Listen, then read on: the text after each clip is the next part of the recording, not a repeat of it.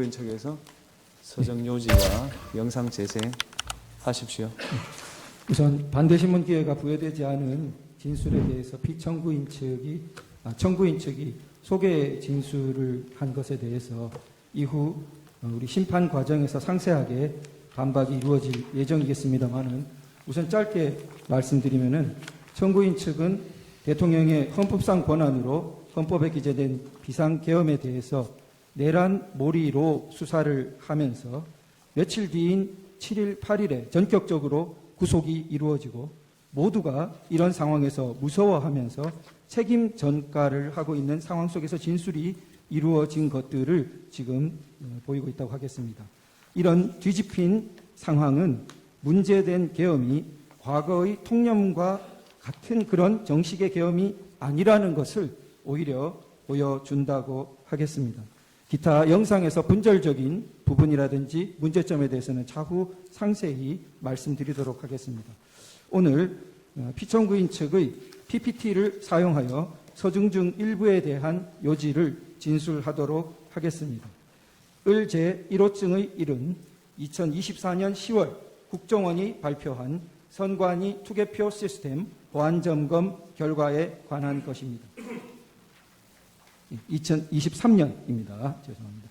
보안점검 결과 해킹을 통해 유권자 등록과 투표 여부를 관리하는 통합 선거인 명부 시스템의 내용을 변경할 수 있었고 투표관리관 도장의 이미지를 절취하여 실제 사전투표 용지와 동일한 투표지를 얼마든지 만들어낼 수 있었습니다.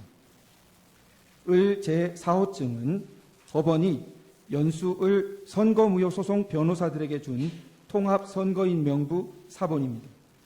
이 사본에는 선거인의 성명과 주소가 삭제되어 명부상의 투표자가 실제로 투표했는지 여부를 전혀 확인, 검증할 수 없도록 되어 있습니다.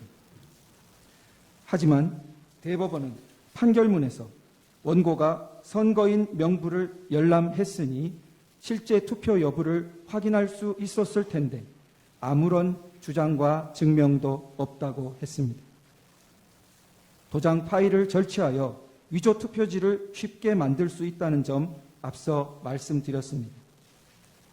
을 제3호증의 4 및 19는 제21대 총선 재검표 현장 등에서 촬영된 투표지들의 사진입니다. 총 6곳에서 실시된 재검표 현장 등에서 신권다발처럼 빳빳한 투표지 묶음들이 수없이 나타났습니다. 정상적으로 기표한 후 접어서 투표함에 넣어 뒤섞인 투표지들이라고 전혀 볼 수 없이 인쇄소에서 재단되어 바로 옮겨진 것 같은 모양이었습니다. 을제 3호증의 4는 선관위가 홈페이지에 게시했던 영상물을 캡처한 사진입니다. 선관위는 개표장이나 재검표장에 신권다발처럼 빳빳한 투표지가 나온 이유로 원상태로 회복하는 기능을 가진 특수 재질 종이를 사용했기 때문이라는 영상을 올렸다가 내렸는데 투표용지를 감정한 전문가는 그런 종이는 세상에 없습니다라고 증언한 바 있습니다. 그런데도 선관위는 다시 원상복원 기능이 있는 종이라는 영상을 새로 올렸다가 비상계엄 이후 삭제하였습니다. 을제 3호증의 2는 인천 연수구 송도 2동 제6투표소에서 나온 투표관리관인이 뭉개진 당일 투표지들입니다.